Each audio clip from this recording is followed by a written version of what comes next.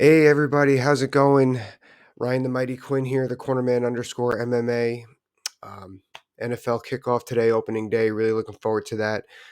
UFC 279 in the books. There was a lot of hoopla leading up, and they ended up knocking it out of the park. So great job by the UFC matchmaking and executive team. Dana White, I know Ariel Helwani tweeted Hunter Campbell. Sometimes I wonder if he's just salty on Dana White, although Hunter does do a lot.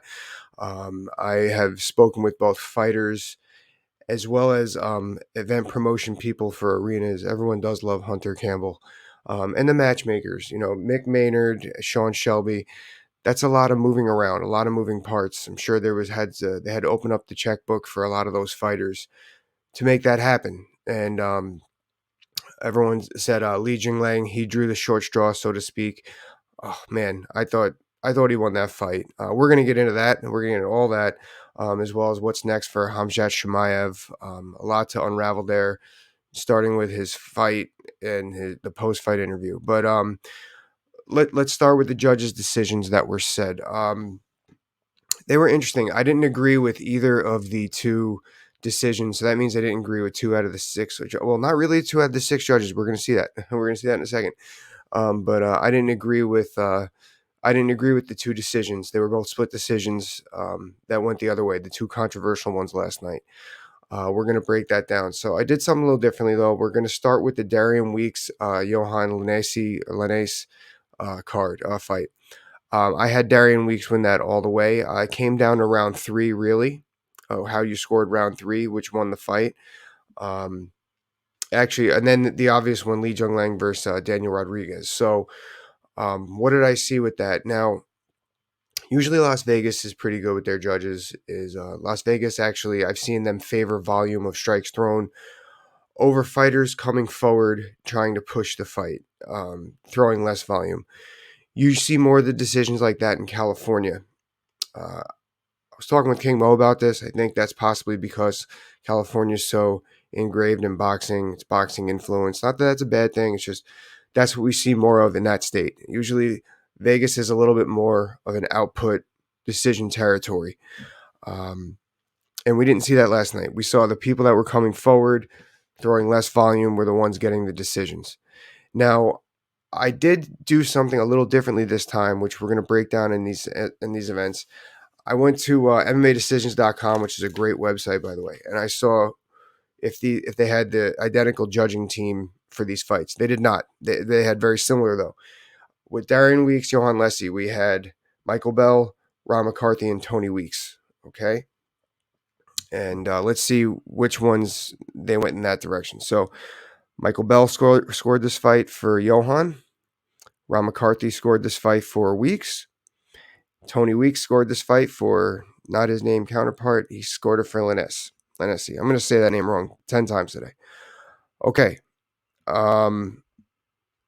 Now going to Daniel Rodriguez, Li Jingliang. Michael Bell scored this fight for Rodriguez. Douglas Crosby scored this fight for Rodriguez. And Ron McCarthy scored it for Lang. So that's interesting, especially with Ron. Ron seemed a little. Oh, Ron was with me on both those fights. Okay, that's interesting. So Ron was with me on both those fights. Ron was the odd man out. Ron, I hope you didn't get crap from your team because I thought you did the best job.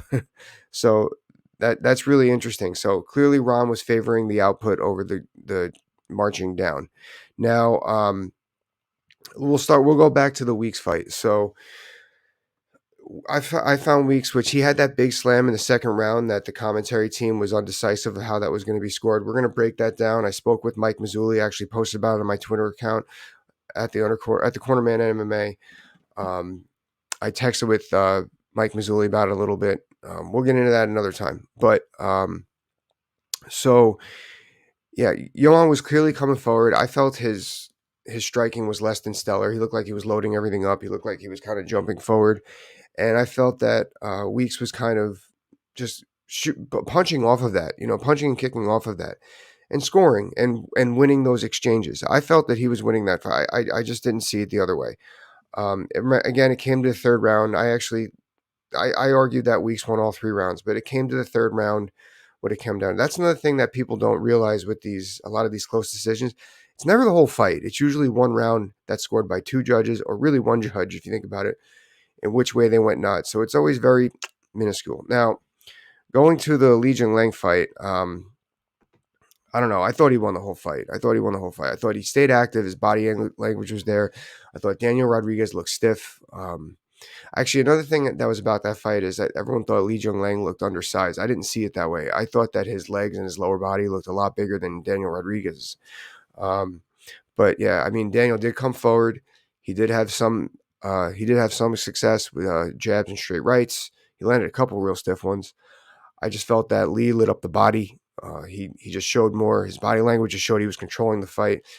I felt at times that Daniel felt that he was kind of stiff, just trying to figure out how to come forward. And he really didn't do anything but come forward. Okay, obviously, Ron McCarthy agrees with me. And who's the other gentleman? Oh, yeah, Michael Bell did not agree with me all night. And then the odd man out here, Doug Crosby and Tony Weeks didn't. Not Doug Crosby. Yeah, Doug Crosby, Tony Weeks didn't agree with me. So, and that's another thing we're going to keep on doing here with these judges, guys. We're going to try and see if we can figure out a pattern with what they like to see. Because say what you want, these judges, they have an opinion. I don't care what anybody says. And that's what we're going to break down with that. So we're going to try and figure that out as we go through this. All right. White elephant in the room. Khamzat Chimaev. Missed weight. Gave excuses why he missed weight. Talking about weight cutting, there is a point where the commissions will stop you from cutting weight. But usually it's not a few hours before. Usually they check in on you like they judge by looking at you. Like Mike Mazzulli would say, "Oh, you don't look good. I'm not going to let you cut weight after this. I'm going to only let you lose like a pound." He's like, so he said that at 4 a.m. someone told him to cut weight. Ben Askren posted something on his Twitter account that I thought was a great point. I don't ever remember a judge or commissioner or anybody checking in on me hours or day before a fight. How you looking? I don't know. I think you should stop cutting right now. I don't ever remember that happening. I know that they're trying to be a little more on top of the weight cutting. They're trying to stop that with the dehydration. So maybe things have changed, specifically in Vegas. Vegas is, Vegas, California. They like to be the front runner on making those changes. Very big promotions to follow, or commissions to follow. So it makes sense. Everyone's looking at them all the time. But so he missed weight by 7.5 pounds, and he said it was less. Then they told him to rehydrate. That's the other thing. I don't ever remember saying. I remember, if anything, I remember saying, "Hop on the scale right now. I want to see where you're at, and we'll judge from here." They might let you do the pound. Like they would never say, "Go hydrate now." I don't remember any of that. Like I said, I haven't competed in 5 years though. Ben Askren said the same thing. So that was iffy. That was real interesting. But to Khamzat's credit, if they're not going to let him cut any weight anymore, you shouldn't sit around dehydrated. So he should level up. So I would say he probably put on like 2.5, 3 pounds after that. He went to sleep. He had something to drink, went to sleep, and weighed in. That's what I would think happened. Plus, you piece him out. Anyway, so he missed weight. Card gets jumbled. Completely wrecked shop on Kevin Holland. Did not see that going that way. He did a little cheap, let's shake hands. He went underneath, so now fighters know going forward, don't trust that guy. So he completely wrecked shop. And then he has his interview with Joe Rogan. I kill everybody. I would have killed Nate Diaz. I thought Nate Diaz, it was a better matchup for Tony Ferguson. So what's next for him? Now, I don't think that he gets into, and Joe was really good on pressing him with, they need to trust that you're going to be able to cut the weight to 170. He kind of deflected Chimaev saying, "Oh, I'm going to get them both at 185, 170." I think that was all deflection. He was kind of getting ahead of himself. So I don't think that he deserves a title shot right away. I didn't think that he should have over Nate Diaz. I think they would have given it to him. I think they're going to do everything in their power, but he kind of sidestepped that. I think they're going to want to do everything in their power to keep him away from Colby Covington. That is the fight to make next.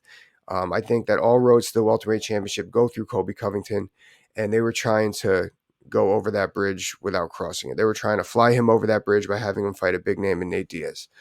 And he kind of ruined that. I still think he needs to fight Colby. Does he beat Colby? That's different kind of wrestling.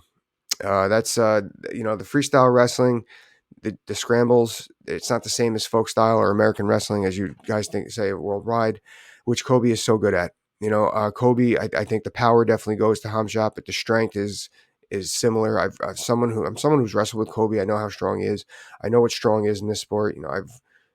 I've trained with all the Dagestanis and the Chechens, and there is a different kind of strength there. But Kobe brings the strength to the table, and that scramble ability and that gas tank that Khamzat has not shown to have. Hence Gilbert Melendez. That I think that's a horrible matchup for Khamzat, and I think that they were going to try and move him away from that. I don't think they could do that now. Kobe's kind of tied up with the court cases with Masvidal, but I think that in a few months things could happen. So that being said, I think that's what's next there. Now let's give Nate Diaz his due and Tony Ferguson. They really summed up the card. Thank you guys. I'm usually not one for gamesmanship. I loved it. These two guys have put so much time into this sport. I thought everything was great. And then Nate went out on his way on his terms. He got his nice submission win. Tony. I hope Tony. I think that Tony's towards the end too, but I think that Tony. I hope he goes out on a win in some fashion. I don't know what's up for him, but he's had a lot of ups and downs both in and out of the cage, but he's been a big name in our sport, let alone the lightweight division. And I hope he gets his. He deserves to go out in a good fashion. So that's what I got today, guys. I got a lot of good stuff coming up this week. I kind of stayed away from that slam, like I said, with Darian Weeks. I want to do that scoring specifically and what I discussed with Mike Vizuli via text on a video later this week. And please like, subscribe, and share. Always forget to say that. Thank you so much for listening.